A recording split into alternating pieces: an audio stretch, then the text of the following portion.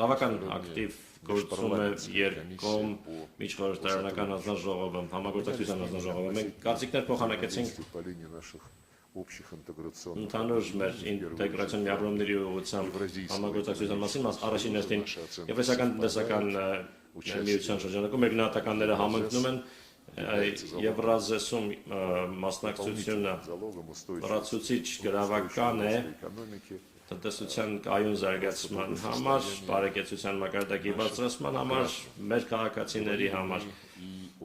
Մենք նաև խոսեցինք անվտանգության ոլորտում համագործակցության մասին, մենք դաշնակիցներ ենք, այս տարի լրանում է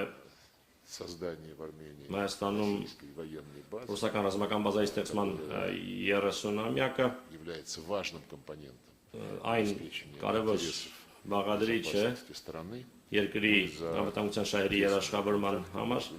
Մենք կողմ ենք սերտ շփումներին, մեր զինվորականների միջև սերտ շփումներին, իրավապահ միջև սերտ շփումներին, անվտանգության ծառայությունների միջև։ Այդ ամենը պետք է հիմնվի այն հարուստ փորձի վրա, որը կուտակվել է նախկին տարիներին եւ շահագրգռված ենք նաեւ Հայաստանի ակտիվ մասնակցությամբ Հավաքական անվտանգության պայմանագրի կազմակերպությանը։ Մենք խոսեցինք նաեւ այն մասին, որ աջակցվի